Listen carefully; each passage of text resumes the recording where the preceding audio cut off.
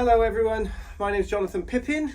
I thought I'd bring you another lockdown boredom video of comparison between some brass geekery. So I thought I'd just show, because of lockdown, I've been doing lots of practice, as you can imagine, trying to keep my motivation, and one of the things I've been practicing lots is euphonium. So this is a Besson 968. It's an old euphonium, which I really like.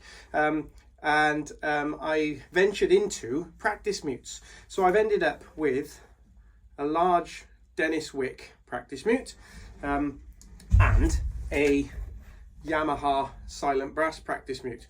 I usually, or in the past, whenever I've been traveling playing euphonium, I've used one of these, which is fitted in the bell.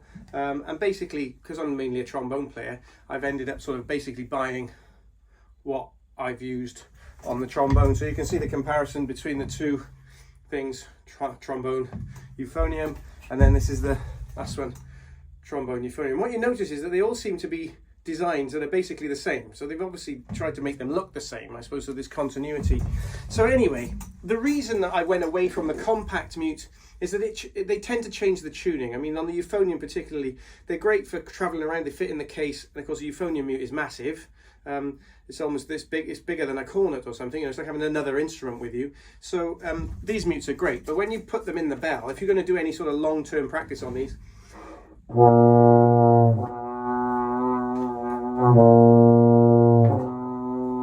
so there's not really been the development in how to do this without making the instrument play so sharp that for me, it's not really of much use at all. Okay for warming up, but even then I find myself in a situation where you go on stage and you're not really sure what note you're going to play next. So with that in mind, I decided that I would get a big practice mute for the euphonium so that I could practice on the euphonium as much as I wanted without having to play ridiculously sharp and basically not doing any good to myself at all. So this mute, as you can see,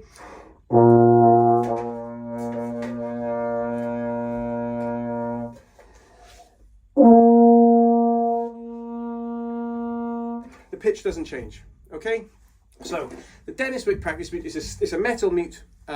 It's aluminium, I think, of some description. It's got a collar that makes it fit into the bell, so it's airtight here, and then it's got holes in the top that allow some air to escape, exactly the same as I can show on this one. If you see, there's a collar on it, and then it has holes drilled in it there, which allows some air to escape. So basically, it's an engineered straight mute.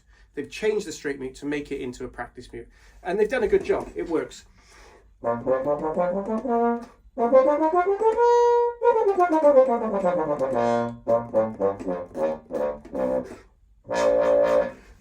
As you get down into the lower register on this mute, on this instrument, it gets more difficult. So between brass band G or concert F and low B or brass band C sharp, you struggle more to get the articulation. It doesn't really want to work in that register.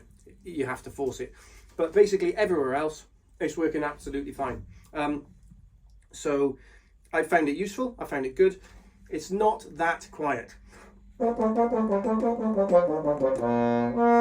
mean, it's quiet enough that the neighbours wouldn't hear it next door, but if you're in the next room in my house, you would be able to hear something. The added benefit I found with this mute is that, like the trombone version, if you put it in and play really loud, it instantly builds sound, which is one of the things that I think Denis Wick talk about when they made these mutes, or especially the trombone one, is that it was a sound building device as well.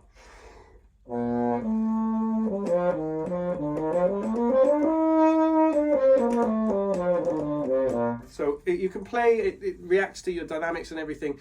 It's got that kind of quite tinny, straight mutey sound, but it's quiet enough. So if I just compare this for a moment to the Yamaha, now this is a plastic mute, not metal.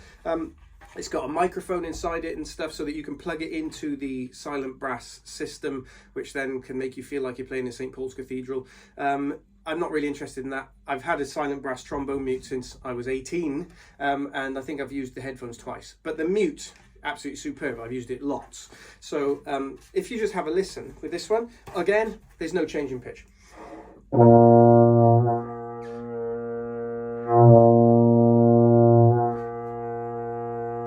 Maybe the tiniest bit high.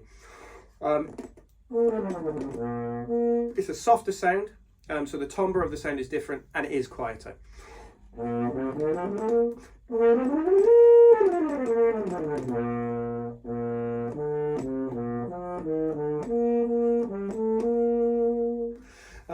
It's similar, it's good through the register, that first octave, second octave, in the low register. Now it starts to not like it when you've go down to concert E flat or brass band F.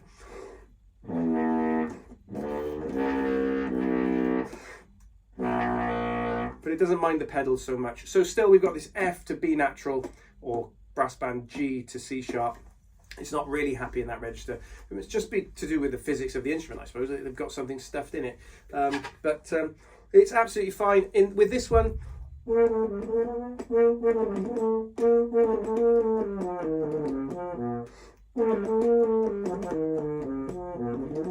I think because of the timbre and it is slightly quieter, I'm not sure you're so likely to hear it next door.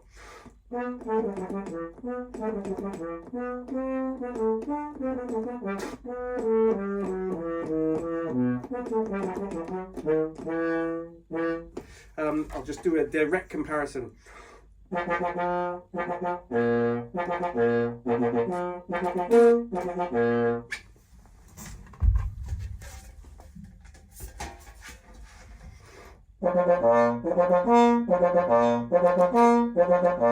So you can hear it's much more metallic and it does give you a bit of buzz back. So this one's louder, but they're both pretty quiet. They will do the job. So there we are. So I just thought that might be useful for you. They're both good mutes. They're both, I found them second-hand. I haven't gone looking for them to do this review or anything. I've bought them to use them. And of the two, the Yamaha definitely wins. The Denis Wick does the job absolutely admirably. I think if you're going to buy these new, I think this is an old version. I don't think you can buy it anymore. There's now a new version, but they're eye-wateringly expensive compared to the Denis Wick. So it's a trade-off, really. Of the two mutes, this one's probably better. Is it 150 quid better? I'll leave that up to you. I hope that's been of some use. Thanks very much.